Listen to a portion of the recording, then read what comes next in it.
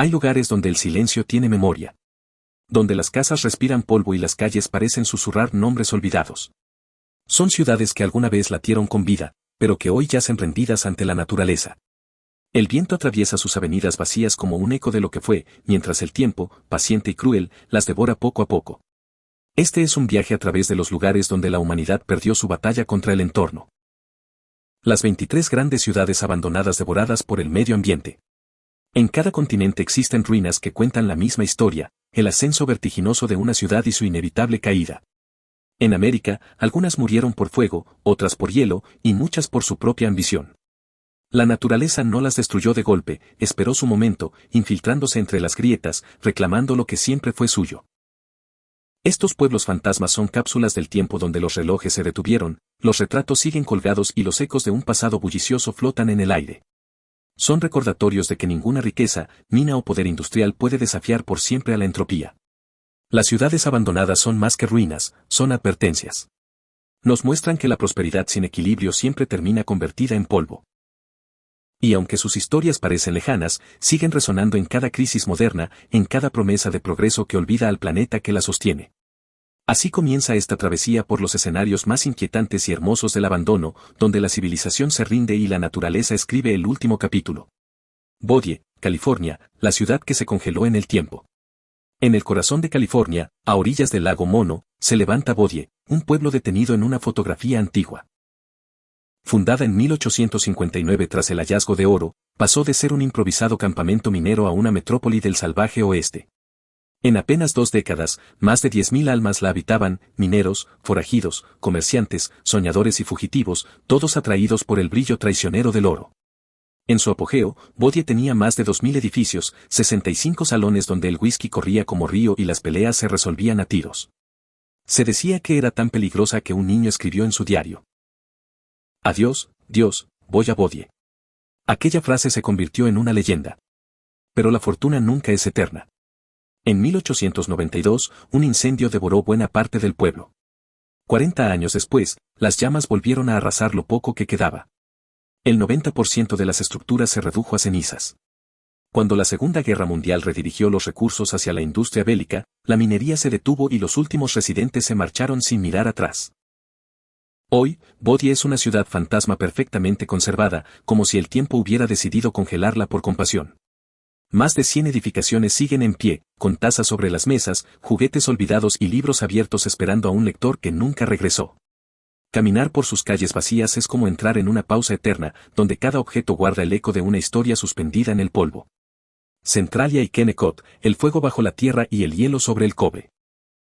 Bajo las colinas de Pennsylvania, un infierno arde desde hace más de 6 décadas. Centralia, un pequeño pueblo minero, fue víctima de un error que lo condenó a la eternidad. En 1962, un incendio encendido en el basurero local alcanzó una veta de carbón subterránea. Desde entonces, las brasas no se han apagado. Ardieron bajo los cimientos, devorando túneles, casas y esperanzas. El fuego no se ve, pero se siente. Las calles se agrietan como heridas abiertas, el humo emerge del suelo con olor a azufre, y los árboles se ennegrecen desde las raíces. En 1981, un niño cayó en un sumidero de 40 metros de profundidad que se abrió bajo sus pies. Ese día, el gobierno entendió que el peligro era incontrolable. Más de 1.000 personas fueron evacuadas en la década de 1980. Hoy, solo 5 habitantes resisten, aferrados a un pueblo que literalmente arde desde abajo. La legendaria Ruta 61, que alguna vez unió comunidades y sueños, terminó sepultada por el asfalto roto y los grafitis de quienes visitan lo que llaman la carretera al infierno. Centralia se convirtió en símbolo del descuido industrial y fuente de inspiración para obras como Silent Hill, donde la ficción se alimenta de una realidad demasiado ardiente. Es el recordatorio de que el progreso sin control puede incendiar incluso el suelo que pisamos.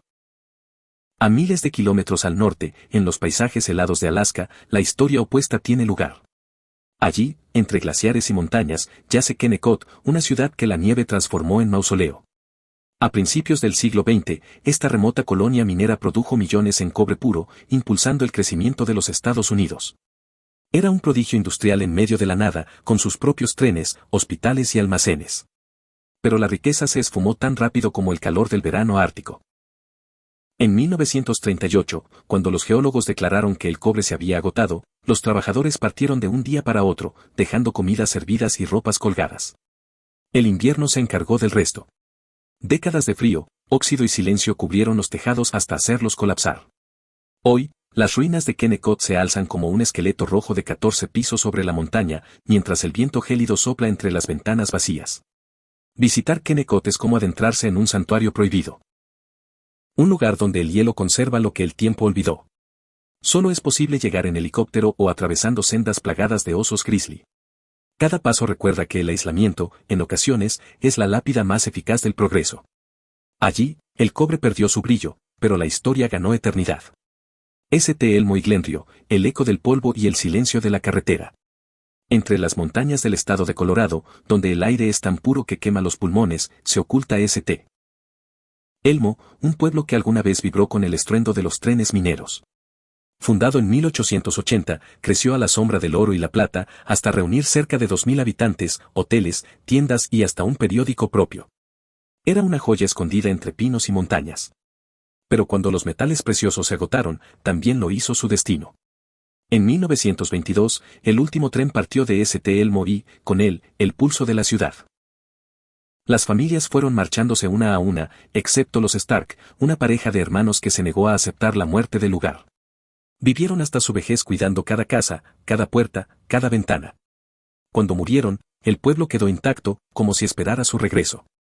Hoy, las fachadas de madera resisten el viento y la nieve, mientras los turistas caminan entre calles donde solo habitan ecos. La historia de St. Elmo es la de una lealtad absurda y hermosa. La de quienes aman tanto su tierra que prefieren quedarse atrapados con ella en el pasado. En sus porches aún se ven mecedoras que crujen solas y tiendas con mercancía que lleva un siglo esperando clientes. La naturaleza no destruyó St. Elmo, el olvido la convirtió en su propio museo. A cientos de kilómetros al sur, donde el desierto reemplaza las montañas, otro tipo de muerte se extendió sobre Glenrio. En 1974, la compañía Mitsubishi cerró las minas y en cuestión de días todos los habitantes fueron evacuados. Las ventanas quedaron abiertas, los juguetes flotando en el suelo, los relojes detenidos a la misma hora. Desde entonces, el mar ha ido desmoronando lentamente los edificios, golpeando los muros como si quisiera borrar cualquier huella humana. Hoy, Acima es un cementerio de concreto suspendido en medio del océano. Su silueta, envuelta en neblina, parece flotar entre la realidad y el mito. En ella, la naturaleza no rugió ni arrasó, simplemente esperó. Esperó a que los hombres se marcharan para devolver el silencio. Kolmanskop y Almaden, las ciudades que el desierto reclamó. En el corazón del desierto de Namibia, donde el sol parece quemar incluso las sombras, se levanta Kolmanskop, una ciudad construida sobre un espejismo. A inicios del siglo XX, un trabajador del ferrocarril halló un diamante entre las dunas, y esa pequeña chispa encendió una fiebre. En cuestión de años, surgieron mansiones, teatros, hospitales y hasta una fábrica de hielo, en medio de la nada. Era el lujo europeo transportado al África del viento y la arena. Pero los diamantes se agotaron tan rápido como habían aparecido. En 1954, los últimos mineros partieron dejando tras de sí pianos, fotografías y copas de cristal que el desierto comenzó a engullir con delicadeza. Cada tormenta de arena cubría un poco más las habitaciones, hasta llenar los pasillos por completo. Hoy, las casas de Kolmanskop están sumergidas en dunas doradas que se deslizan por las ventanas como olas de polvo. Caminar por ellas es adentrarse en un sueño donde el tiempo dejó de respirar. El viento sopla con un gemido antiguo, y cada rincón parece recordar que la codicia humana siempre construye sobre cimientos frágiles. En Kolmanskop, la arena no solo enterró una ciudad, sino también la ilusión de dominar la naturaleza. El desierto, paciente y sabio, solo esperó a que los hombres se cansaran de luchar. A más de 6.000 kilómetros, en los Emiratos Árabes Unidos, el destino de Almaden sigue una melodía similar. Fundada en la década de 1970 como un proyecto de modernización, se erigió en medio del desierto de Sharjah con calles trazadas al milímetro y casas idénticas, listas para albergar a nuevas familias. Pero en pocos años, una fuerza invisible la silenció. Los pobladores comenzaron a marcharse, dejando sus pertenencias, vehículos y mezquitas a merced del viento. Hoy, Almaden yace sepultada por la arena. Las dunas entran por las puertas, cubren los muebles y ascienden hasta los techos, como si el desierto estuviera recuperando un territorio usurpado. Algunos dicen que los vientos son tan fuertes que hablan, otros, que la ciudad fue abandonada por razones más oscuras. Sea mito o verdad, el resultado es el mismo, una urbe moderna convertida en un espejismo. En Almadén, el silencio no es vacío, es la voz del desierto respirando. Pripyat y Angkor, cuando la selva y la radiación toman el control. En el norte de Ucrania, una rueda de la fortuna oxidada se alza como un monumento a la tragedia. Pripyat nació en 1970 como ciudad modelo para los trabajadores de la planta nuclear de Chernóbil. Era un emblema del progreso soviético, escuelas modernas, cines, parques, avenidas amplias y una juventud que creía en el futuro. Pero el 26 de abril de 1986, el sueño se convirtió en pesadilla. La explosión del reactor número 4 convirtió a Pripyat en una sombra radiactiva. La evacuación fue inmediata, aunque nadie imaginó que sería definitiva. Los habitantes partieron dejando juguetes, ropa, platos con comida y retratos familiares que hoy siguen en el mismo lugar. La radiación borró la vida humana, pero no el crecimiento. En pocos años, los árboles rompieron los muros, las raíces levantaron los pisos, y los ciervos cruzaron las avenidas donde antes jugaban los niños. La naturaleza ocupó el trono que la humanidad abandonó en cuestión de horas. Caminar por Pripyat es presenciar una paradoja, un apocalipsis silencioso donde el bosque prospera sobre la ruina. Cada rama que atraviesa una ventana parece recordar que la vida siempre encuentra un camino, incluso sobre la memoria del desastre. La ciudad, hoy cubierta de verde, respira como un organismo nuevo que florece entre los restos del orgullo humano. A más de 7.000 kilómetros, en el corazón de Camboya, el tiempo escribe otra versión de la misma historia. Entre la espesura de la jungla se alzan los templos de Angkor, una metrópolis que en el siglo XII fue la joya del Imperio Khmer. Millones de personas vivieron bajo sus torres talladas, rodeadas de canales y palacios de piedra. Pero cuando el clima cambió y las rutas comerciales se desviaron, el imperio se desmoronó. La selva no atacó, simplemente avanzó. Durante siglos, la vegetación cubrió templos, caminos y esculturas, hasta hacerlos desaparecer por completo. Solo en el siglo XIX los exploradores europeos redescubrieron sus ruinas, devoradas por raíces gigantescas que parecen abrazar la piedra con ternura. En Angkor, el verde no destruyó, reclamó con belleza. Es un recordatorio de que incluso en el olvido, la naturaleza no borra la historia, la transforma en arte. Oradour-sur-Glane y Barossa, ciudades detenidas por la memoria. En el centro de Francia, las ruinas de Oradour-sur-Glane parecen respirar silencio. El 10 de junio de 1944, en plena ocupación nazi, un batallón alemán ingresó al pueblo y lo borró del mapa en unas horas. 642 personas fueron asesinadas, hombres fusilados, mujeres y niños encerrados en la iglesia que luego fue incendiada. Cuando el humo se disipó, el pueblo entero era un cementerio. Tras la guerra, el general Charles de Gaulle decidió que Oradour no sería reconstruido. Ordenó conservarlo tal cual quedó, con los coches oxidados, las bicicletas torcidas y los relojes detenidos. Desde entonces, el pueblo se mantiene en un silencio perpetuo, como si el aire aún recordara los gritos. Es un santuario de la memoria, una herida abierta que enseña lo que ocurre cuando el odio sustituye a la razón. A orillas del Mediterráneo, en la isla de Chipre, otro tipo de abandono duerme bajo el sol. Barossa, un lujoso barrio de la ciudad de Famagusta, fue en los años 70 el destino preferido de estrellas y turistas. Sus playas brillaban, sus hoteles rebosaban de vida, y el futuro parecía asegurado. Pero en 1974, la invasión turca dividió la isla en dos, y Barossa quedó atrapada justo en la línea del conflicto. Los habitantes huyeron en cuestión de horas, dejando sus pertenencias, mesas servidas y vitrinas repletas. Las tropas sellaron el área, y desde entonces, nadie ha podido vivir allí. Durante casi 50 años, el mar ha lamido sus orillas vacías, mientras los edificios se desmoronan bajo el sol. Los maniquíes aún miran tras los escaparates cubiertos de polvo, como fantasmas que esperan un cliente que nunca volverá. Barossa y Oradour son ciudades congeladas por el miedo, testigos inmóviles de lo que el hombre es capaz de destruir sin ayuda de la naturaleza. En sus calles no hay rugidos de bestias ni grietas del suelo, solo el eco de los pasos humanos que un día decidieron marcharse.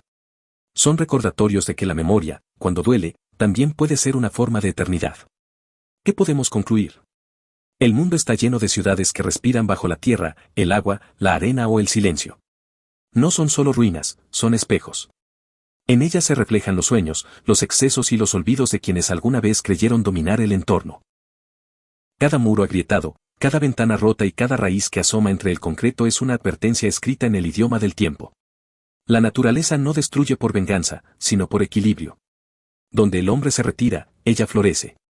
Y en ese renacer silencioso, nos recuerda que nada, ni el oro, ni el acero, ni las luces de una gran ciudad, puede desafiar la ley más antigua del planeta: todo lo que se construye sin armonía, termina siendo reclamado.